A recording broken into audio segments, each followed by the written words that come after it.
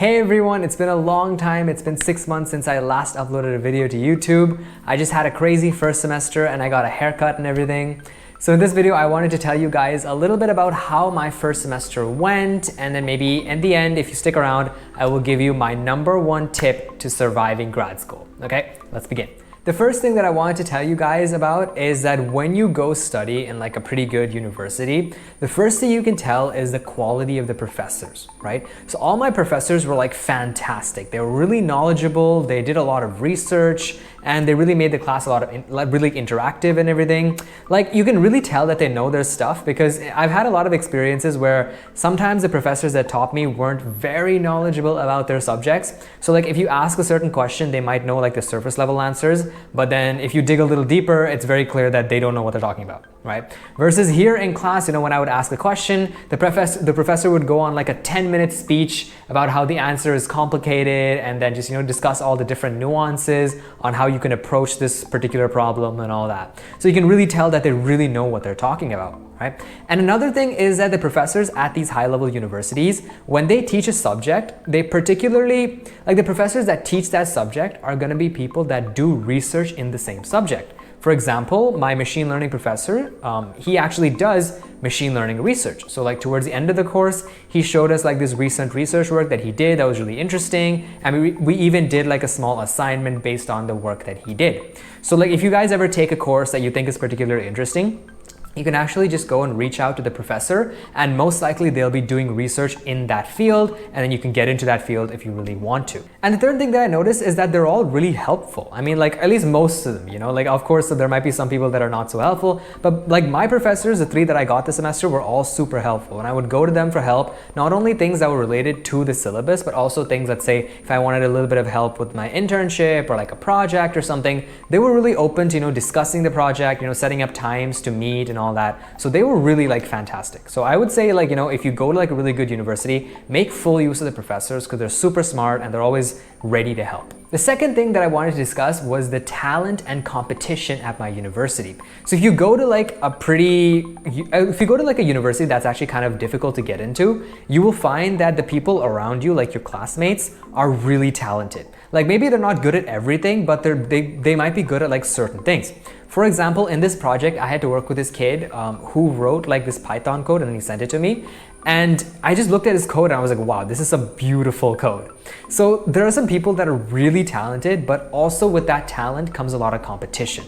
Right? So it's not like, for every single project, people are going to be really competitive, but like when there is a project or like an assignment where there is competition induced, people are going to get really competitive. Like in one of my courses at the very end, we had like this competition. It was like 10 teams or something. And in the end, if you win, you get some extra credit points. So it was like 1 or 2 points, something like that. But people were really competitive. They really wanted to win the competition. And it was kind of scary seeing all that, because, I'm not sort of used to that competitive nature, and I don't think I'm that competitive either. So that kind of made me uncomfortable. And the third thing that I want to tell you guys is about the difficulty. So like, if you've ever had like a friend go abroad, or if you basically like, follow influencers like me who talk about like the stuff that they do when they go to school and stuff, they usually tell you that college is really tough, right? And you know what? They're right. The grad school abroad is going to be tough. But the thing is, it's not impossible, okay? So these were my grades in the first semester, and it was very doable, right? It's like, it's difficult, but then if you really make use of your TAs and your professors, and if you take your assignments seriously, and if you manage your time well, it's very possible to do well in grad school. So just don't worry about it being difficult, just be prepared. You should know that it's difficult and then be prepared to handle it, but I wouldn't say it's worth worrying about, because everyone's gonna get over it. And another thing is, in grad school, grades aren't that important. So when you get hired, when you go for internships or jobs and stuff, they don't really ask you about your GPA. There'll be like very few companies that will want, let's say, like a 3.7 or something, which is a very achievable GPA. But it's not really the main focus in grad school. It's all really about your skills and projects and research work and internship experience and all that.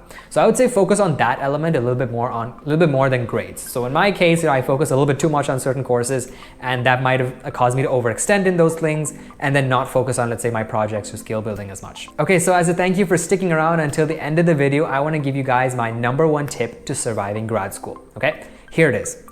Make use of the TAs. So if you come from a college or even like a country where like a teaching assistant is not really like a big thing, then you don't understand how it works, right? So teaching assistants are typically grad school students, either master's or PhD, who have either taken the course before and done well, or they conduct research in the same domain, or basically they're experts in that particular field, right? So how it works is they will hold like office hours, let's say 2 or 3 hours every week, where they will just sit around in the office, or maybe it's a Zoom call or something, and you can hop on and you can ask some questions about, whatever assignments or basically things that were discussed in class, and they'll be happy to help, right? But it goes a little bit more than that. If you're really struggling with an assignment, let's say that you've tried your best and you really just don't know what to do next, don't just submit the assignment, okay? Go to the TA, tell them what you've done so far so that they know that you're not just screwing around, and then tell them why you're stuck, and they will really give you pointers on where you can go to next, right? And that helped me out on so many occasions, and unfortunately it took me so long to figure that out. For like the first 2 months I was totally lost, and then after spring break I started attending more of these TA hours, and then I got a lot more help.